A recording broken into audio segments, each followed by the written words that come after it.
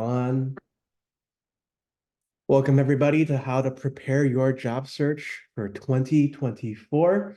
Happy Tuesday, happy first Tuesday, or rather second Tuesday of 2024, in the first full week of the new year. I'm excited to get started on this one today. I already presented this one once, but we'll do it. We're doing it again. And because it's important, because we want to talk about where the job market is headed for the year ahead. Lots to cover, and so I'm going to go ahead and get started here. And so a little bit about me. My name is Albert. I am the founder of Albert's List. I'm a San Francisco Bay Area born and raised job search entrepreneur and a technology professional. I'm also the founder of Albert's List, a community of almost now 49,000 members on Facebook, connecting job seekers, hiring opportunities, uh, hiring managers, and other networking events that go on around the San Francisco Bay Area and beyond. So I'm going to go ahead and drop that link into the webinar chat. Please feel free to join us. So our agenda today, we're going to be covering a variety of things over the next hour or so. Want to go through all of these things and give them their due time. We're first going to talk about the state of the job market because it's important to understand where we've been before we go into where we're going, which is the year ahead. So we're going to talk about a lot of the trends that you've likely experienced over the past couple of years or so and see where that goes. Then we're going to talk a little bit about what it is that how you can figure out what it is that you want to do, how to approach the 2024 job search, given all the unique aspects of what's going on this year. And then what to do once you've been hired. And then once that, we'll talk about next steps and what we can do to stay in touch. So with that in mind, we're going to talk a little bit about the intentions for today's webinar. And so the intentions for today's webinar are pretty simple. We're going to provide a 50,000-foot view of the job market, and then we're going to zoom in, right? So the hope is that we can talk a little bit about what it is that matters so far, and where we are, and then we're going to talk a little bit about some of the details that matter to each and every one of us. And then we're hopefully going to leave you a little bit more empowered as you begin your job search. As you know, I mean, a lot of us have experienced unfortunate layoffs and other adverse events over the past year. And so it's important for us to be able to really find some power here as we look through the next year ahead and make sure that we are in the best attitude possible to pursue what lies ahead. And then finally, I hope to leave you with a lot of clarity as to how to approach your job search. It's sometimes when you are looking for that job, it is difficult because you don't know what is next and you really want to make the most of it. And so hopefully, as I get to the end of this, you have a better idea of what you're going to do next and you can make sense of it. But before we begin with that, I wanted to go through some of the frameworks that I use as I describe the job search. Number one, that being something similar to what you see here. This, as you know, is the Maslow hierarchy of needs. The Maslow's hierarchy of needs is a framework that is used to describe what individuals need before they are ready to take on more complexities within their life. So for all of us, right, we need to be able to breathe, have food, drink water, sleep, sweat before we think about getting things like a job, acquiring resources, thinking about morality, health, and property. And then, once we get all that, we can go all the way into thinking about creativity, problem solving, acceptance of facts, and so forth, and really thinking about how complex the world around us is. And when it comes to job search, I come with it with a similar Maslow's hierarchy of needs model, which is what we cover in a lot of the job search stuff that we do at Albert's List. And so in particular here, I think about what it is that any particular individual needs when it comes to their job search. Hunger, attitude, hustle, self-awareness, resilience, and commitment are all necessary components of your job search as you go through all the various items that matter as they relate to your career. So as you even gear up to submit applications, put together your resume, you need to have the desire to do all of these things so that you could feel good about what happens next. And then as you get into deeper into your job search, you're thinking about the resume, your cover letter, personal branding, skills, interviewing, and job searching.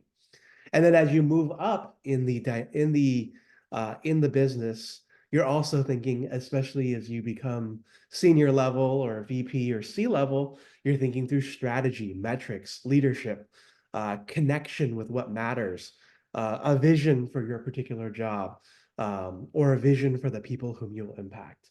So as we go through this particular this particular presentation, you're going to see me cover upon this particular framework as a mode of understanding for how to conduct your job search. And so we're going to go first into the state of the job market. As with many webinars, as you've come through here, you probably likely have an understanding of the trends, and this is what we're going to cover. And so from a job seeker perspective, one thing that you know that has occurred over the past year is persistent layoffs, really since about the middle of 2022. That's when inflation hit its highest. That's when the Federal Reserve started instituting its rate hike regime. And as we come in here into January 2024, the layoff train continues with companies continuing to let people go.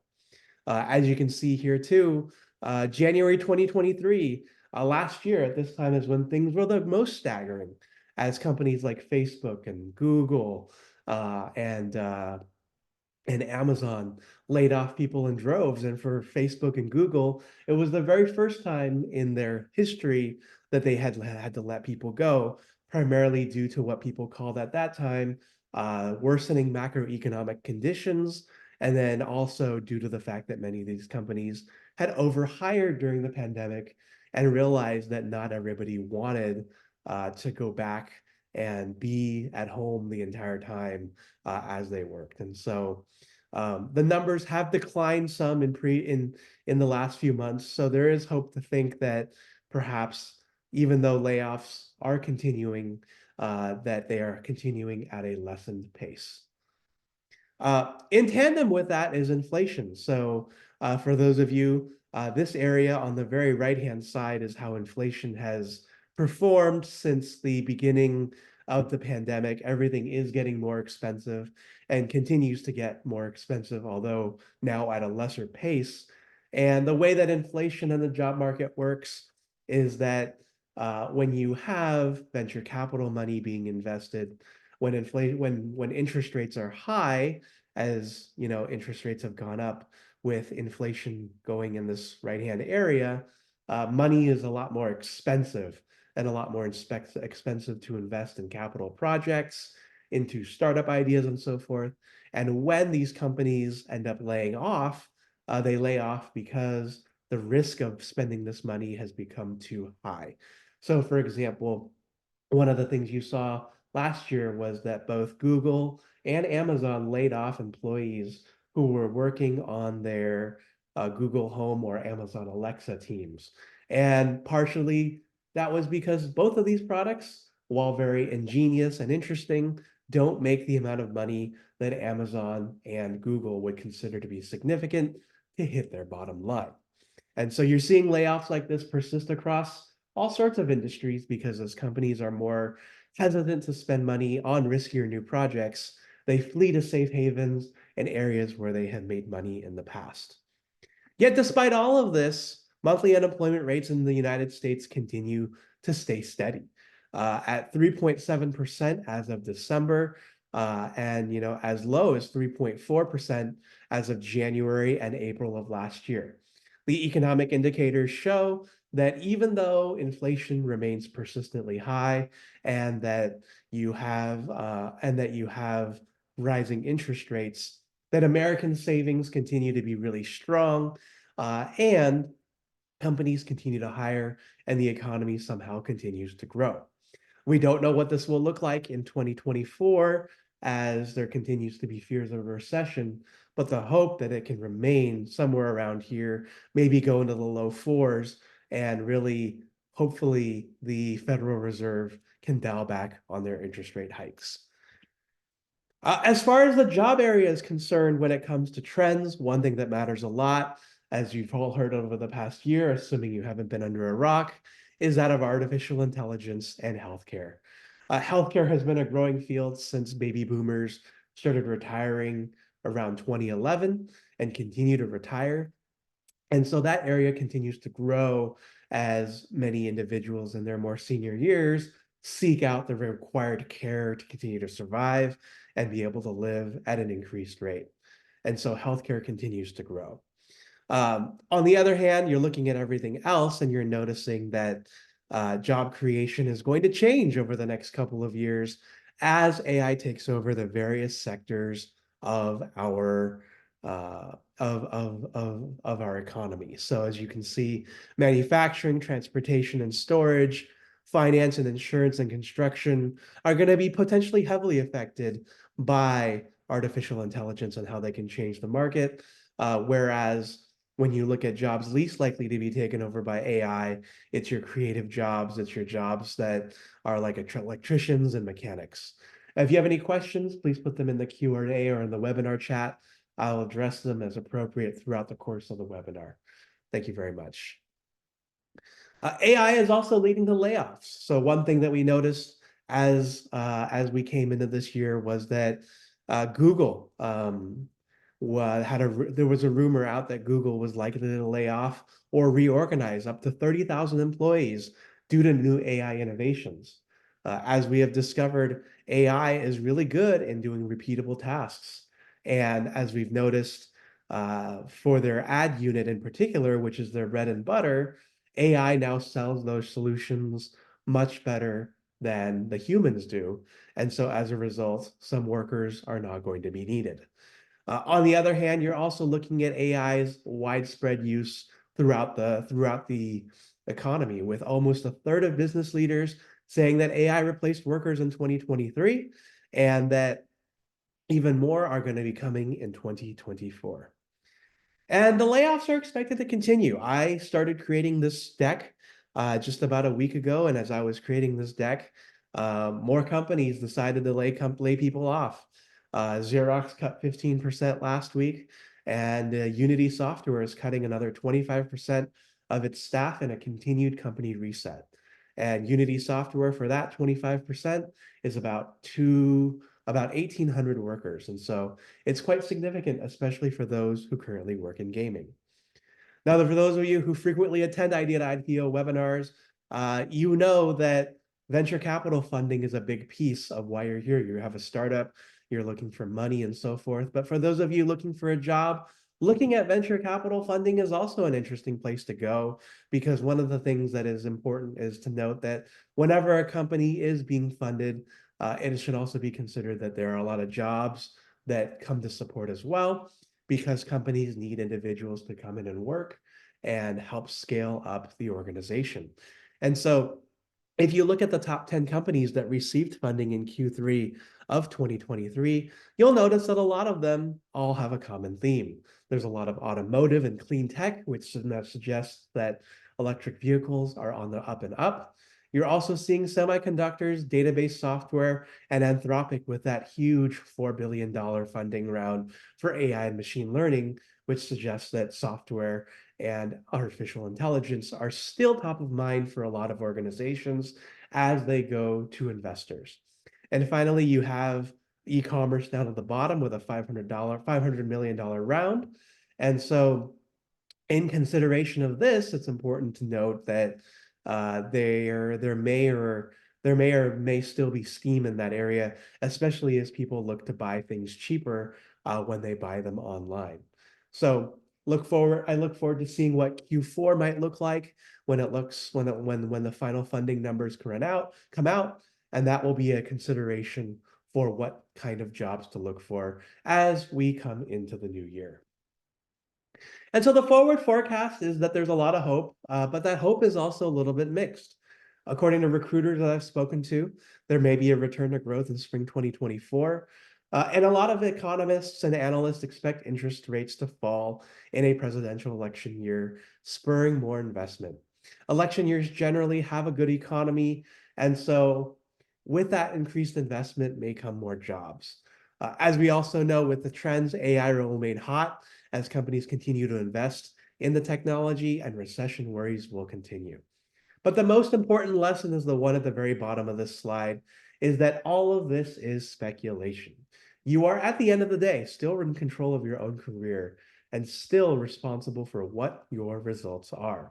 So as you go through your job search, it is incredibly important for you to be able to find the motivation and the hope within yourself to know that if you can make it through this job search doing what you can to help yourself, then you will be in a much better place. So, with that said, I'm going to talk first a little bit about how to figure out what you want to do for your job. And so, what is that? Why do we start here? Obviously, if you're looking for a job, if you are laid off, if you are in a job already, it always begs the question, what is it that you want to do next? And what matters when it comes to those things? And so I know when a lot of people get laid off, they feel like they're lost. They feel like they don't know what they're doing next. And it becomes very much a conversation about what you're going to do. And so, the first misconception that I want to debunk is that many people view their careers as knowing the answers now. And the thing is, it's not really about what it is that you know in terms of your answers now, as much as it's what you know about who you are, which is the next couple of blocks on this slide. Knowing what it is that you were good at in the past, evaluating your values and your interests are all things that are even more important because as humans, we are dynamic and always ever changing. So if you know what you're good at, if you know what you've done well, really well in the past, that's an area to consider as you go into wherever you're going into the future. If you know what you're interested in, and what we're interested in always changes, and you're able to make money within that field, then being able to know that is also going to be really helpful. Ditto with understanding your values. Then it's all about knowing who you know in those industries, reaching out for informational interviews, and having the conversations to know what to do next so you can move forward. And so the next slide I have here is that of a list of values. As we look through our own list of values, it's important to understand, and you definitely should take a picture of this on your computer, is to understand what it is that you care about when it comes to your next job.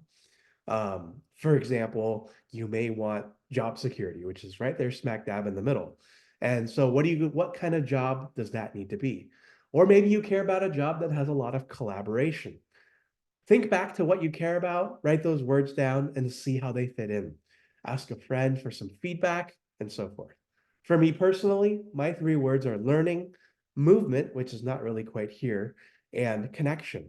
And for me, that means being able to find a job that either allows me to travel, allows me to connect with people regularly, and allows me to learn something new that I can apply into my career and bring value to the organization. As you go through what it is that you want to do with your career, it is important to do your research.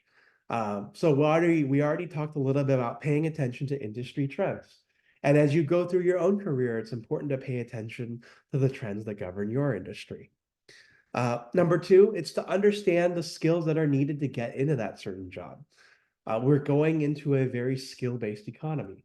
So being able to learn the right skills, invest in the education and outcomes, which is number three, is going to help you work backwards to getting the skill set and the capabilities that employers are looking for. And number four, it's to conduct informational interviews and to speak to the people who are working in the jobs that you want to work in right now, and asking them the questions to understand how they got in so that you can experience a similar level of success. As you invest in yourself, there are also a few considerations to make as well. Number one is navigating imposter syndrome. All of us have at some point in our lives walked into something that we do, and we don't believe that we're good enough for that particular activity. And so, one thing to think about as we go through that is to tell ourselves that we already got ourselves in through the door and got ourselves the conversation. And so, we are good enough. And this is an ongoing practice that's a lot more spiritual than practical, but is necessary as a part of job searching, since job searching is a very human exercise. Number two is something that we'll all relate to here, that we have to view ourselves as a startup that is ready to launch. We all have the requisite necessary skills. We have to think ourselves as a product that companies are ready to invest in, because we bring the skills and we bring the features necessary that they want to hire. Number three is to invest in education and projects. So, knowing that maybe you can get educated in a particular field, but even more so, put together the right projects that will get you noticed and maybe even get you the results that you want. And then number four is to network in the right communities. So, one thing that you want to do is, once you understand what job you want to be able to go to the right people and go to the right places, where folks who have that job, who have the job that you want, are networking, and then present yourself as an individual of value. And the more focused you become, the better your outcomes are.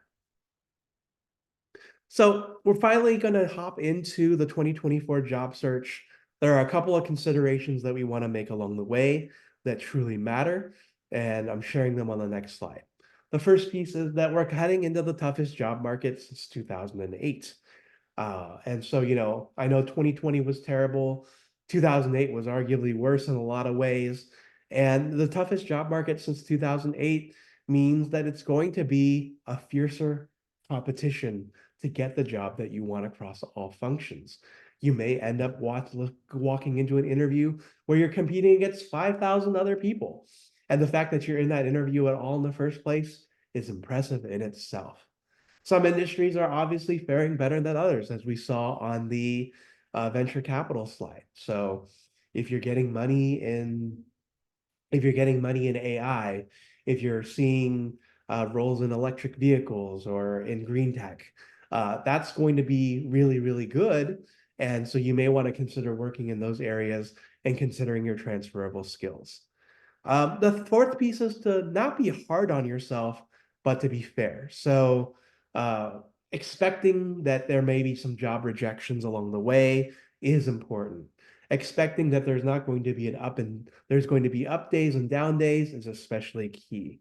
But at the end of the day, you also have to be fair to yourself and understanding whether you're putting in the effort that you want to get the results that you want. I don't believe in inconsistent job hunting. So, in that, if you're job hunting for 5 hours one day, 30 minutes another, then 8 hours another day, and then going and taking 3 days off, it's not necessarily the best for your job search momentum as much as it is for you to go and for you to be consistent so that you can snowball your momentum into one spot. And then finally, it's to look for opportunities in unlikely places. A lot of us have dream companies that we want to work for. And for a while, for a lot of us, that was FANG companies: Facebook, Amazon, Apple, Netflix, Google, and then the plus being Microsoft. And so a lot of these companies have laid off folks in the last year and a half or so. And that's been an unfortunate loss for a lot. However, it is also an opportunity for you to look for opportunities in places that you may not have considered, whether that's working at a startup, whether that's working at a small business, or whether even it might be working for yourself in consulting while you wait for that better opportunity to come along. And as is the case with opportunities in unlikely places, the Wall Street Journal did a report about a month and a half ago that said that almost 85%, there's been almost an 85% increase in jobs at small businesses with 1 to 10 employees over the past year, which is the greatest increase since the year 2000. And so if it's time to go work at a small family-owned business and experience a different way of working, this may just very well be it. Yet above all, the most important thing that I want to take into this is that you cannot take a great resignation mindset into a return to office world. And what does that mean? It means that a lot of the things that we took for granted in the Great Resignation, whether it was lots and lots of jobs where there were almost two jobs for every individual, or the fact that you were reached out to by recruiters every single day, or that you could afford to have an error, are no longer possible in a return to office world. Back when we had 12 million jobs, you could do almost anything you want and almost not make an error. But now that there are only 6 to 8 million job openings and only 1.4 jobs per individual, it's going to be getting a lot harder. And so you have to think about a return to office world as a world where you can be flexible, where you can think through what it is that you need to do in order to really get that job that you want. And so what does that look like? Over the next couple of slides, we're going to share the steps that are going to help you get there. And number one is to build your personal brand. So the most important thing is it's not who you know or what you know, but who knows you. Number two is to build credibility and recognition through your thought leadership. Number three, it's to go where your audience is. And number four, as we mentioned, it's to network strategically.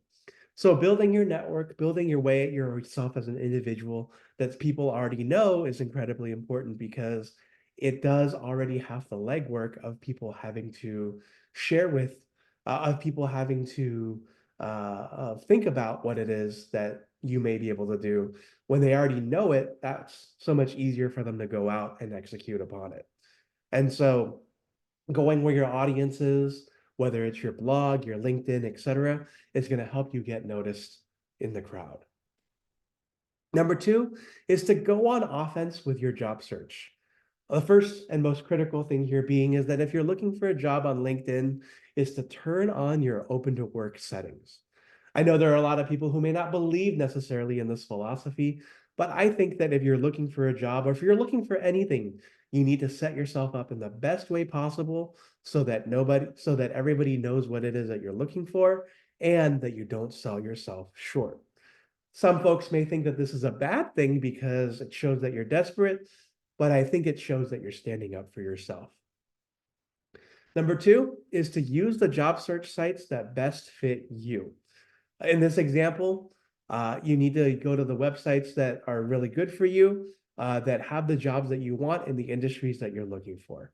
And if that's LinkedIn, that's fantastic. If it's another site, then consider that as well. Number three, understanding that opportunities can come from unlikely places. And so if you're going to, as we said earlier, a small business or an area that you didn't consider before, that could be the boon that you never considered. And then number four is to find an accountability partner. If you share your LinkedIn in the webinar chat, you may find somebody whom you can do your job search with and can hold you accountable on a weekly basis, whether it's figuring out how many interviews you've had, how many applications you've sent out, and so forth. Number three is to tell the story you want heard. So it's important to build a resume that showcases your history while combining that with interview answers that you create based on interview answers you've received for what you anticipate.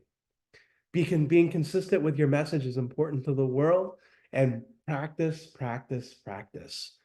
Interviewing is as much of a game as it is an important part of the job hunt process. And being able to know what it is that you're going to say before you're asked to talk about it so you can be clear about your story is incredibly important.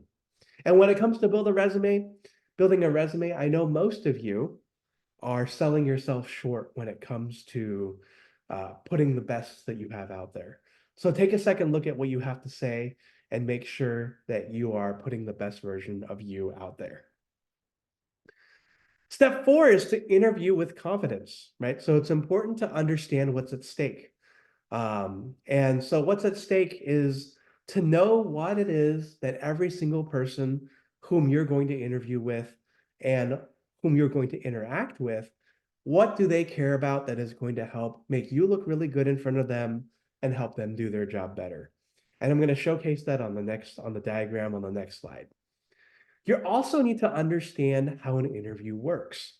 So as I've stated in presentations past, an interview is two things. Number one, It is where you know where you create risk and where you mitigate that risk.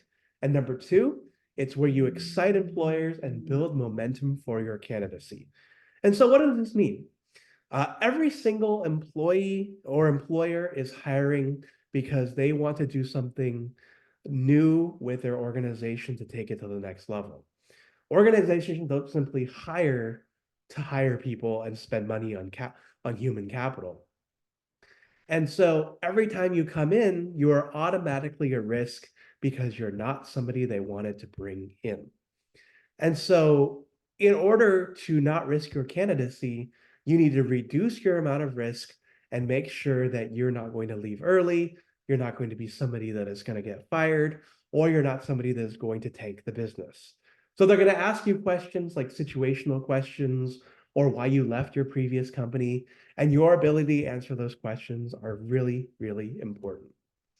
On the flip side, you're also going to want to communicate where you excite employers and build momentum. And what that means is, how do you showcase and share the information that they need to know that make you a lock for whatever they're going to hire for? So, for example, if you have a project that you know this future employer really wants to have as they hire for this role, you need to mention it. And as you mentioned that, your ability to build that momentum is going to really push your candidacy forward. And then finally, it's using the types of interview questions to your advantage. And what does that mean? It's knowing the types of questions that you'll be asked and knowing how all of those will impact the interview at large. So, as you know, you have informational questions, you have situational questions, and you have project in general get to know you questions. And so these can be everything from like, tell me about a time when you failed, to tell me what you know about this company, to what it is you'd like to get paid in your next salary. So having the answers to all of these questions and having them written down are going to leave you in the most prepared state. And so this next slide here is where I'm sharing what's at stake. And so when it comes to what's at stake, it's important to know what's at stake for you as it relates to your customers, your boss, your colleagues, the company you're going to work for, and the industry. And so as you go through this, it's cool to do an exercise where you think about, okay, if I'm going into a job, who is my boss? What do I need to do to make them look really good? And what do I need to do to make them really happy with what it is that I bring to the table? And so having that in mind is incredibly important as you go into the interview process, because even though you're going into that interview to get a job for yourself, it's not all about you. It's actually about the company and your boss and your colleagues, and especially your customers, to ensure that they are supported in the way that they are so everyone can be successful. The next slide, slide 5, is turning your job hunt into a habit. I mentioned earlier that being consistent is really important, and it's a lot more than that. Number one is to not stop until you sign an offer and keep going until you start. In a day and age where a lot of job offers are being rescinded before people begin their job, it's important that you continue to search until you get that offer. Don't see the signing as a stop because things can always change. Continue to interview, continue to be aggressive, and maybe even come back with a counteroffer. Outside of being consistent and finding your next role, you also need to be flexible, but also not sacrifice in the same way for the things that you really want. While we're no longer in the great resignation mindset and in the world of return to office, being flexible and also knowing your values are important, because it means you don't take the first job that comes for you and all of a sudden end up in the wrong place. You want to end up in the right place. And finally, it's okay to take a contract as a bridge. So, a lot of folks have looked down on contracts, especially in the Bay Area, because while they do pay more, you also don't feel like you're very important. And in this sense, if you need a job for the next 6 months as the economy recovers or goes through what it goes through, having that contract could be very important for you to be successful so that you can do what you need to do. Step number 6 is to help others. So it's a tough job market out there. And, we as the job seekers are dependent on each other to help each other sometimes, in addition to going to recruiters. And so being a tough job market out there, one of the most important things is as you network is to not just ask for what you want, but also offer how you can help others. And that can be in the form of an informational interview. It could be sharing listings that are not a fit for you. It could also be boosting other people's LinkedIn posts for greater reach. Or it could even be putting together a networking event that brings job seekers and recruiters together so that everyone can have a conversation about whomever is hiring. And finally, number 7, continue investing in yourself. So you can continue investing in yourself by overcoming imposter syndrome, as we mentioned earlier, continuing to take courses, attending conferences and networking events, creating your own projects that align with your career and career area. And so once you've done all those, you're hired, which is fantastic. And so what do you do once you've been hired? One of the things that we want to mention here is that while a job is a new beginning, it is by no means a sign for you to stop. While you're thinking of resting, now is the time to keep going. And what does that mean? It means that while you showed the hiring managers that you had the potential to do the work, now is the time to perform. It's the time to ask questions. It's the time to hit the ground running. It's the time to show them that their investment for you was not moot. And what does that look like? It looks a lot like a combination of what it takes to find that new job while also working in a job already.